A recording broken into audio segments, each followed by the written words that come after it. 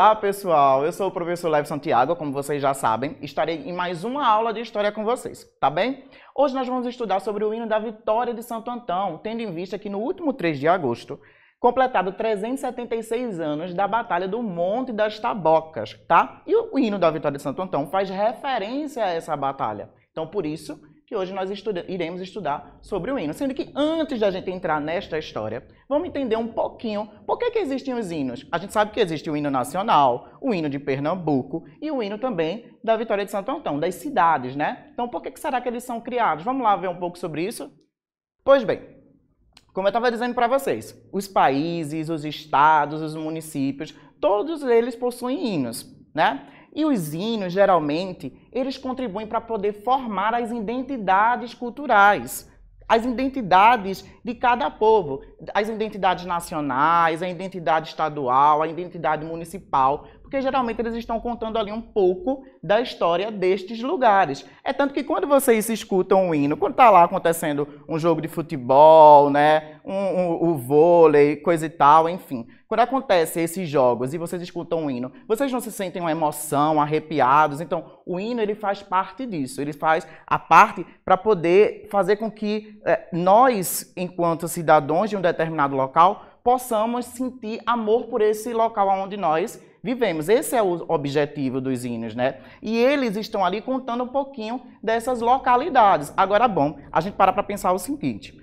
por mais que o hino ele ajude a criar as nossas identidades e que eles fomentem ainda mais o nosso amor pelo local onde a gente nasceu, é importante a gente ter em mente o seguinte, que a gente pode amar os locais onde a gente nasceu, mas sempre com a visão crítica, percebendo tudo que está em nossa volta. Nós sabemos que nós vivemos numa sociedade que possui desigualdades econômicas, né? E a gente precisa pensar sobre essas desigualdades como seres políticos, tá? E aí pensar sobre essas desigualdades e, em conjunto, tentar achar soluções para estas desigualdades, tá bem? Mas o hino, ele é um símbolo nacional, juntamente com a bandeira, que eu coloquei aqui para vocês verificarem, juntamente com o brasão, que tem lá no primeiro slide que eu passei para vocês, e percebam que a bandeira e o brasão têm um Monte das Tabocas, sempre fazendo referência a esse acontecimento aí das batalhas. Então, o hino nacional, a bandeira, o brasão, tudo isso aí são símbolos da pátria, tá bem? E eles contam um pouco da história, né, da pátria, são símbolos dos estados, dos municípios, e eles sempre estão contando um pouco, né, dessa história dos locais onde a gente vive. Vamos lá, vamos prosseguindo. Pois bem, esse aqui é um trechinho do nosso hino, que eu trouxe aqui para vocês. Aí eu vou fazer uma rápida leitura, para a gente poder entender um pouquinho do que a gente está falando, certo? Vamos lá. No Monte das Tabocas, deu-te norte de Fernandes Vieira a grande fama e o feito de Mariana. Ingente e forte, atende a voz da pátria que lhe chama. O campos teus floridos azulados repetem pela aurora e no sol posto o grito de teus filhos denotados que nos legaram o dia 3 de agosto. Esse hino ele foi escrito por José Teixeira de Albuquerque e tem a melodia de Antão Amadeu Sena. Vocês percebem que no trecho dele está falando um pouco dessa história aí da Batalha dos Montes da Taboca, tá bem? Mas para a gente poder entender por que aconteceu essa Batalha do Monte das Tabocas, existe um contexto histórico maior.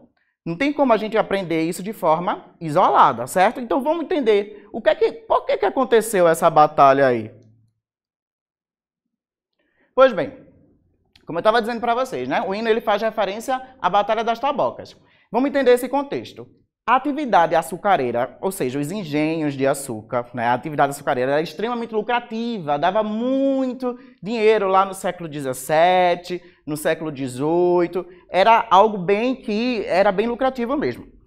E o que acontece? Os holandeses, nesse período aí, lá no século XVII, para que os nossos engenhos aqui em Pernambuco, eles pudessem se desenvolver, né? Os holandeses eles fizeram acordos com Portugal, né? E Portugal pegou dinheiro emprestado com a Holanda, né, para que os engenhos aqui no Nordeste eles pudessem se desenvolver, né? Além disso, além de emprestar os dinheiros para desenvolvimento desses engenhos, os holandeses eles também, durante um determinado período, eles faziam o transporte, o refinamento e a distribuição desse açúcar pela Europa. Então existia uma relação entre Portugal e Holanda, né, para poder desenvolver essa cultura açucareira. Sendo que acontece, em 1630, os holandeses invadem Pernambuco. E acontece isso por causa da União Ibérica. Existia um período no tempo, existia um período no Reino de Portugal que o rei havia falecido e não tinha deixado herdeiro. Então o rei de Espanha assume também a coroa portuguesa. Aí nesse momento aí vai acontecer o que a gente chama de União Ibérica, sendo que a Holanda não tinha boas relações com a Espanha. E Espanha começou a querer retirar os holandeses daquilo que a gente estava falando anteriormente, daquelas relações dos holandeses emprestarem, distribuírem o açúcar, refinar, né? Tirar os ganhos dos holandeses acerca do açúcar que era desenvolvido, os engenhos de açúcar daqui do Nordeste. E aí o que acontece? Os holandeses, por conta disso, invadem o Nordeste, porque eles não queriam perder os lucros deles, né? Então, em 1630, vai invadir Pernambuco, tá bem? Vamos lá, vamos prosseguir. Vamos ver o que acontece. Quando eles invadem Pernambuco, lá em 1630, ele tinha lá as Companhias das Índias Ocidentais, né? E essas Companhias das Índias Ocidentais é que fazia toda aquela trama que eu estava falando para vocês anteriormente, certo?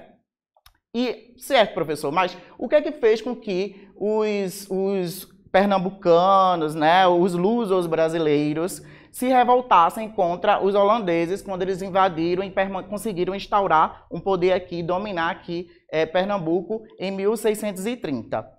Foram vários fatores, né? Um deles foi a restauração portuguesa, a União Ibérica acaba, e a dinastia de Bragança em Portugal, a família Bragança em Portugal, assume o poder. Então os portugueses eles começam a se organizar para poder tomar de volta as terras daqui do Nordeste que estavam sendo dominadas pelos holandeses, certo? Então, e os holandeses, eles estavam enfraquecidos nesse período aqui, né? Eles começam, a Companhia das Índias Ocidentais, ela começa a se enfraquecer, ela começa a se endividar, certo? Então ela começa a perder também tanto o poder. Em 1743, o Conde Maurício de Nassau, que tinha sido enviado para cá para poder governar Pernambuco, né? Ele também ele retorna para a Holanda, né? Isso aí acaba abalando os domínios holandeses aqui no Nordeste, porque o Conde Maurício de Nassau ele era apaziguador. E os outros que vão suceder ele no poder não tinha esse cuidado de apaziguar a situação ali, né? Então, são vários fatores, né? Então, tem o endividamento da Companhia das Índias Ocidentais, como eu falei para vocês, o aumento dos impostos, como as Índias Ocidentais holandesas, elas estavam extremamente com dívidas, então elas aumentam, consequentemente, os impostos. Então, os senhores de engenhos têm que pagar impostos mais altos. As taxas de empréstimos, aqueles empréstimos que foram feitos para poder se desenvolvendo os engenhos aqui no Nordeste, né? Então, as taxas dos empréstimos aumentam ainda mais, né? Então, isso é um fator também que faz com que os pernambucanos, os lusas brasileiros, eles se revoltem ainda mais, né, contra os holandeses, o domínio holandês aqui. E também existem questões religiosas e políticas, tá? Vale salientar que quando a gente é colonizado por Portugal, nós tínhamos uma influência católica muito grande, né? Então não se era aceito os protestantes, os judeus, e nesse período aqui do domínio holandês, a Câmara Municipal ela já existia, sendo que quem poderia fazer parte dessa Câmara Municipal, enquanto Portugal dominava, né, o Pernambuco, né, dominava aqui o Brasil na sua totalidade, eram só os senhores de engenhos. Sendo que quando os holandeses eles vêm para cá, certo?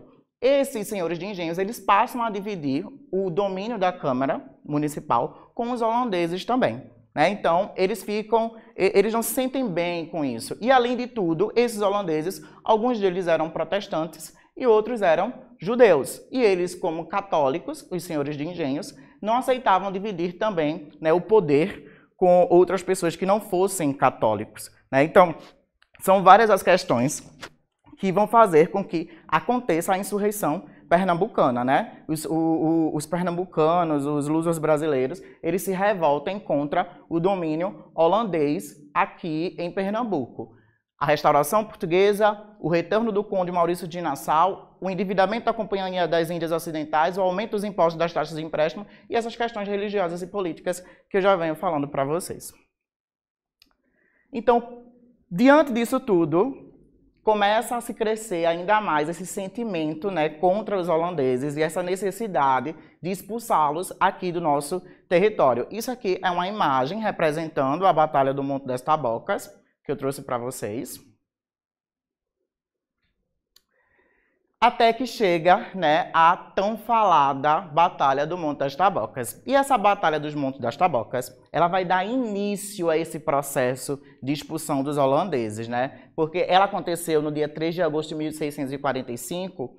Os lusas brasileiros, eles saíram vitoriosos, mas isso não quer dizer que foi assim, tipo, de uma hora para outra, tá? Isso foi um processo grande, que demorou um tempo. Os holandeses realmente, eles só serão expulsos em 1654, tá? Então, é uma batalha que vai ser liderada por João Fernandes Vieira, certo?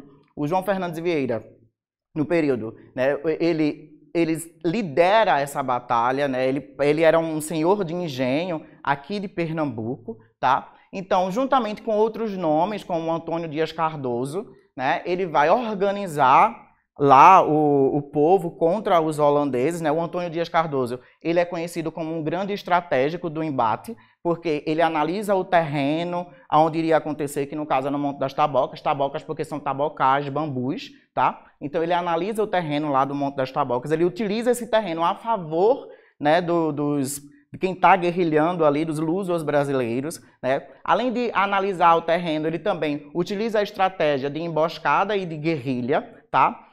Que é para poder, de emboscada em guerrilha, porque ele vai lá circundar os holandeses e cada vez mais ele vai colocando os holandeses para dentro dos Montes das Tabocas, né? Vai emboscando esses holandeses para poder conseguir a vitória sobre eles, tendo em vista que esses holandeses eles tinham um armamento mais poderoso, né? E tinham um quantitativo de soldados maiores do que o exército lá, né? Do que o pessoal que estava se organizando enquanto exército, né, dos lusos brasileiros, né, que também não tinha bons armamentos, né, eram facões, né, e não tinha um uniforme próprio para poder batalhar, coisa e tal. Então ele se aproveita daquele ambiente, ele pensa a estratégia de luta de acordo com o ambiente que eles estão, certo? E a partir desse ambiente ele tira proveito para poder, né, vencer aí a Batalha do Monte das Tabocas. Então, nesse período aí, acredita que se nasceu um sentimento de pátria, nesse momento aí, né? Começou acredita que nasceu um sentimento de pátria, porque nesse período começa a unir-se indígenas, negros e portugueses para poder expulsar os holandeses, os estrangeiros, né? Acredita também que foi um embrião do exército brasileiro, certo? Então, é gestado esses sentimentos no sentido de que as pessoas elas pararam para poder, pela primeira vez, né, independente da raça, independente da etnia, se unirem, né, para poder expulsar o invasor estrangeiro, né? Então, acredita-se que começa a nascer um sentimento de pátria. Pátria no sentido mesmo de território, de defesa, né, daquele ambiente, de um território único, em onde todos convivem nesse mesmo território, tá? Então começa a surgir esse sentimento nesse período. E o fim do processo, como eu estava dizendo para vocês, da expulsão dos holandeses, só vai ocorrer lá em 1654, com a Batalha do Monte dos Guararapes, né? As duas batalhas do Monte dos Guararapes é que vai definir essa expulsão aí dos holandeses daqui de Pernambuco, certo? Mas todo esse processo vai iniciar aqui na Batalha das Tabocas, que é o que é tão falado no hino, né, da Vitória de Santo Antão. O hino da Vitória de Santo Antão o tempo todo faz referência a essa batalha aí do Monte das Tabocas, que é esse ponto inicial.